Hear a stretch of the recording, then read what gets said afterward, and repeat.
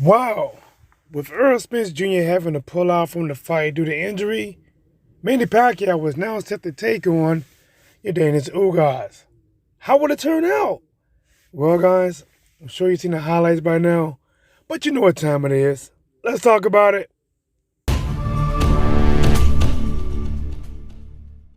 Yo, what up, guys? It's your boy T Devils Blazing the Sports. Yes, of course, I am back at it like a crack addict, giving you boxing geekers this work.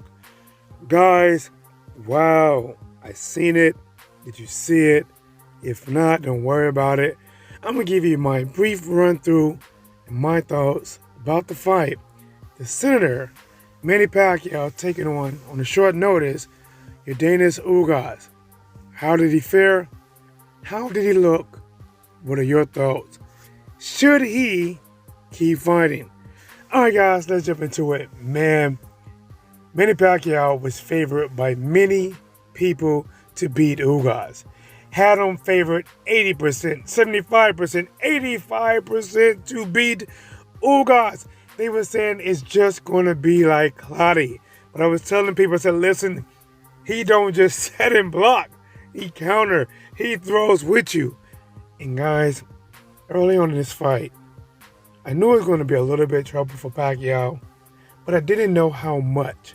Because the jab of Ugas was on target. It was almost as if Manny Pacquiao didn't see it coming, could not move out the way, and was getting hit with it over and over again.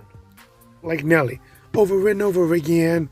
But guys, Manny Pacquiao, for the age 42 years old, fought back, did very well.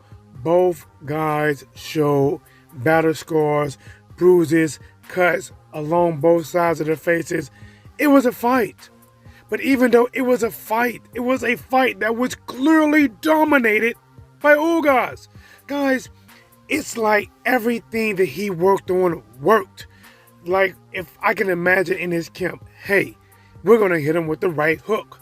If his hands are down, flush shots. If his hands are down or up, we're going to come around the corner. Guys, this right hook from Ugas was landing all night. And even when Manny Pacquiao hit Ugas, a lot of times you did not see the big reaction out of Ugas. Yeah, there were some clean shots and made Ugas make a couple ugly faces. But man, when you're watching this fight, if you are a Manny Pacquiao fan, to be honest, you probably wasn't that happy. You probably was hoping for some Vegas magic. Vegas magic means when we think one fighter should get the win, and they end up giving it to the other fighter in a split decision or something like that. But it did not go that way, guys. From watching this fight, to me, in my opinion, we have seen the best of Manny Pacquiao. Keith Thurman was probably his last hurrah. He looked good, still had the speed, still had the movements, still had the footwork, and beat, in my opinion, a good Keith Thurman, who hit him a lot. Guys, he didn't have the speed quite like that. He wasn't as crafty with his punches. A lot of his punches, he was just leaping in, throwing a lot of punches and bunches. But even when he was throwing punches and bunches, even when he would start a combination, Yordenis Ugas would finish the combination.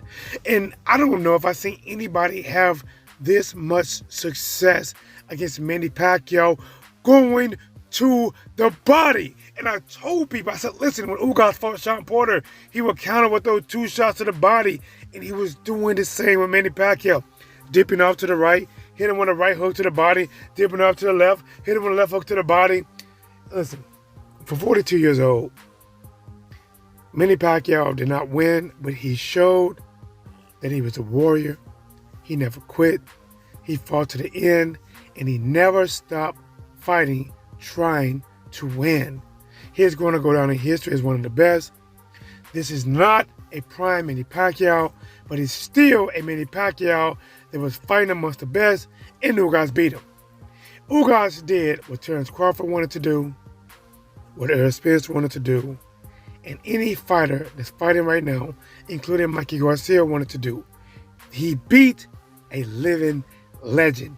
And now the Cuban boxer has more eyes on him. And now the Cuban boxer is set up for a major fight, if it happens, against Errol Spence Jr. But guys, I'm at work. Let's get down to it. Let's get ready to wrap this video up.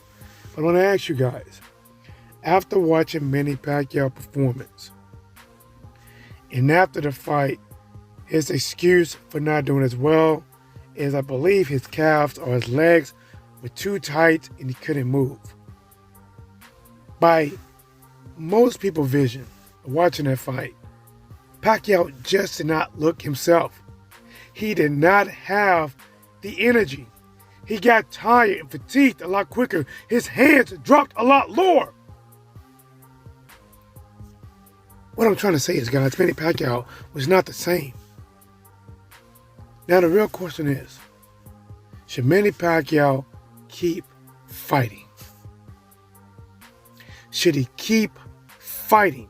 And that is a personal decision for himself, but as a fan of the sport, or if you're a fan, I really want the diehard fans of Manny Pacquiao to answer this, because that's probably your idol, somebody who you really look up to in the sport of boxing. And trust me, I get it. I have my idols. But I want to ask you about yours. Do you think he should come back? Should he try to challenge Ugas for a rematch? If so, how does he fare? Different or the same?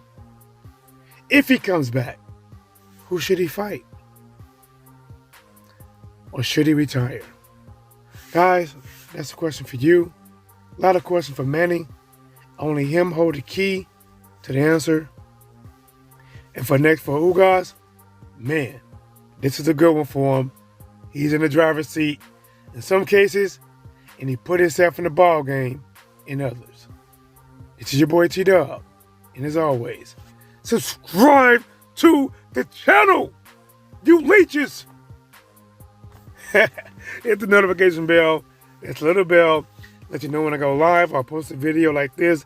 It's been a while, but it's cool. I am back at it like a crack at it, giving you boxing geekers this work. Priceless.